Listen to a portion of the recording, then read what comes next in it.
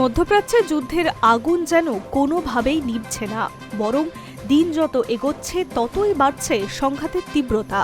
শনিবার সকালে ফের ইরানের রাজধানী তেহরানে ক্ষেপণাস্ত্র হামলা চালিয়েছে ইসরায়েল।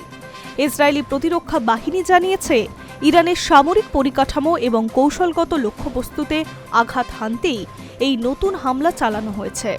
হামলার পর তেহরানের আকাশে ধোঁয়াশার কুণ্ডলী দেখতে পাওয়া যাচ্ছে। বিশেষ করে রাজধানীর মেহরাবাদ বিমানবন্দর এলাকায় দাউ দাউ করে আগুন জ্বলতে দেখা গিয়েছে বলে বিভিন্ন আন্তর্জাতিক সংবাদ মাধ্যম সূত্রে খবর। এই সংঘাতের জেরে গোটা অঞ্চল জুড়ে আতঙ্কের পরিবেশ তৈরি হয়েছে। স্থানীয় সূত্রে জানা গিয়েছে, বিস্ফোরকের শব্দে কেঁপে উঠেছে তেহরানের একাধিক এলাকা। বিমানবন্দর সংলগ্ন অঞ্চল থেকে ধোঁয়া এবং আগুনের ছবি দ্রুত ছড়িয়ে পড়েছে সমাজ মাধ্যমে। যদিও ইরান এখনো পর্যন্ত কোনো হামলার পূর্ণাঙ্গ ক্ষয়ক্ষতির হিসাব প্রকাশ করেনি। অন্যদিকে ইসরায়েল জানিয়েছে, গত কয়েকদিনে ইরানের তরফে একের পর এক হামলা চালানো হয়েছে তাদের বিভিন্ন শহরে।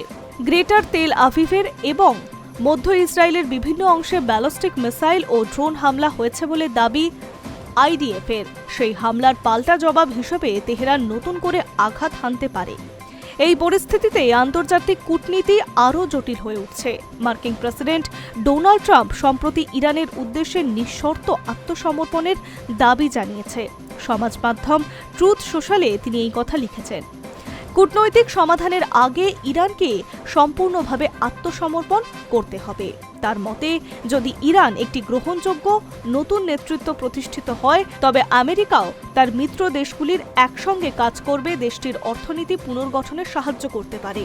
তবে ট্রাম্পের এই প্রস্তাব সরাসরি খারিজ করেছে তেহরান। ইরানের পক্ষ থেকে স্পষ্ট জানানো হয়েছে, তারা কোনো অবস্থাতেই নিঃশর্ত আত্মসমর্পণের পথে হাঁটবে না। একই সঙ্গে নতুন সুপ্রিমো লিডার নির্বাচনে তাদের অভ্যন্তরীণ বিষয় বলেই জানিয়েছে। অর্থাৎ আন্তর্জাতিক চাপ থাকা সত্ত্বেও ইরান নিজেদের অবস্থান থেকে সরে আসতে রাজি হয়নি। যুদ্ধের এই পরিস্থিতি, মানবিক বিপর্যয় ক্রমশ বাড়ছে। বিভিন্ন আন্তর্জাতিক সংস্থার তথ্য অনুযায়ী সংঘাত শুরু হওয়ার পর থেকেই শুধু ইরানেই 1000-এর বেশি মানুষের মৃত্যু হয়েছে। আহত হয়েছেন বহু মানুষ। ধ্বংস হয়েছে একাধিক গুরুত্বপূর্ণ পরিকাঠামো। পরিসংখ্যান বলছে, গত 5 দিনে ইরানের তরফে প্রায় 500 ব্যালিস্টিক মিসাইল এবং প্রায় 2000 ড্রোন হামলা চালানো হয়েছে ইসরায়েলের বিভিন্ন এলাকায়। একদিকে পাল্টা অভিযানে ইরানের 2000-এরও বেশি লক্ষ্যবস্তুতে হামলা চালিয়েছে আমেরিকা ও ইসরায়েল। সব মিলিয়ে মধ্যপ্রাচ্যের পরিস্থিতি এখন অত্যন্ত উদ্বেগজনক।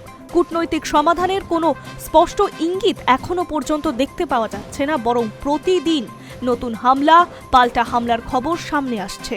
ফলে আশঙ্কা করা হচ্ছে, এই সংঘাত আরও দীর্ঘস্থায়ী হবে। গোটা অঞ্চলের স্থিতিশীলতা মারাত্মকভাবে বিপন্ন হতে পারে। Hi news network.